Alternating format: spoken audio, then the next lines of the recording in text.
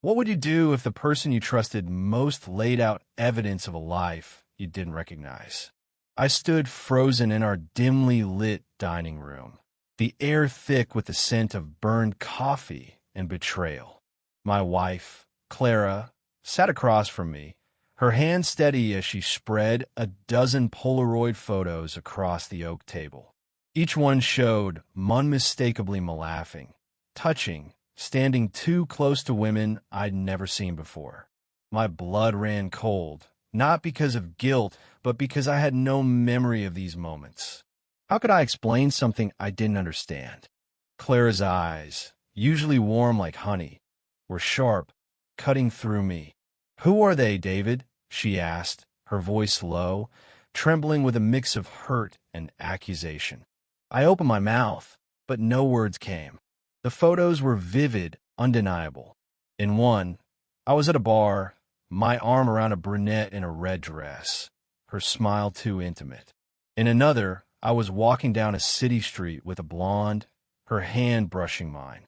The settings were unfamiliarly lit bars, rain-slicked sidewalks, places I'd never been. Yet there I was, captured in moments I couldn't recall. I reached for one of the photos, my fingers trembling. The man in the image wore my face, my leather jacket, even the scar above my left eyebrow from a childhood fall. But the context was alien. "Clara, I swear, I've never met these women," I said, my voice cracking. She didn't flinch, just pushed another photo toward me. This one showed me in a park, sitting on a bench with a woman whose face was obscured by a hat. The timestamp on the corner read, "Last Tuesday," when I told Clara I was working late at the office. "You expect me to believe that?" she whispered, her voice breaking. "You've been distant for months, David, coming home late, barely talking. And now this." Her words stung, not because they were false, but because they were true in ways she didn't understand. I had been distant, but not because of other women. Something had been wrong with me, for months gaps in my memory, hours I couldn't account for. I'd wake up some mornings with dirt on my shoes or a receipt in my pocket from a place I didn't remember visiting. I thought it was stress, maybe exhaustion from my job as a freelance journalist. But these photos suggested something far worse. I sank into a chair, my mind racing. "Where did you get these?" I asked. Clara's jaw tightened. "They were in a package, left on our doorstep this morning. No note, no return address. Just these." She gestured at the photos, her hands shaking now. I wanted to reach for her, to pull her close and swear I hadn't betrayed her, but the weight of those images held me back. Who would go to such lengths to frame me? And why? The next morning, I took the photos to my friend Marcus, a private investigator with a knack for untangling messes.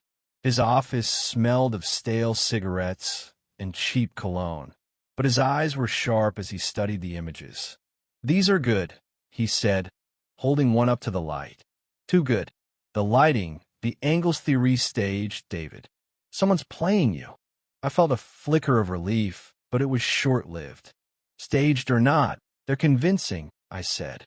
"Clara thinks I'm cheating. I need to know who's behind this." Marcus promised to dig into it, but as I left his office, a man bumped into me on the street. He was unremarkable gray hoodie, baseball cap pulled low, but he pressed something into my hand before disappearing into the crowd. It was another photo, this one showing me in a car with a woman whose face was turned away. A note was scrawled on the back, "Stop looking, or she pays." My heart pounded. This wasn't just about me anymore. Whoever was doing this knew about Clara. That night, I didn't go home. I couldn't face Clara's questions, not until I had answers. I checked into a cheap motel, the kind with flickering neon signs and stained carpets. As I sat on the lumpy bed, staring at the new photo, a memory surfaced not of the women, but of a man. Dr. Ellis, a neurologist I'd interviewed 6 months ago for a story about memory disorders. He'd been cagey, dodging questions about his experimental treatments. I'd brushed it off at the time, but now his words echoed. "The mind can be rewritten, David. It's just a matter of knowing how." The next day, I tracked down Dr. Ellis at his clinic, a sleek building on the edge of town. He was older than I remembered, his hair grayer, but his smile was just as unsettling. "David, what a surprise," he said, ushering me into his office. I didn't waste time. I slammed the photos on his desk. "What the hell is this? Did you do this to me?" His smile faltered, but only for a moment. "You were always so curious," he said. "Too curious." That's when the twist cameo woman stepped out from a side door. She was in her 40s, with sharp cheekbones and eyes that seemed to see through me. "David, meet Dr. Lena Carter," Ellis said. "My partner in the project you almost exposed." My stomach dropped.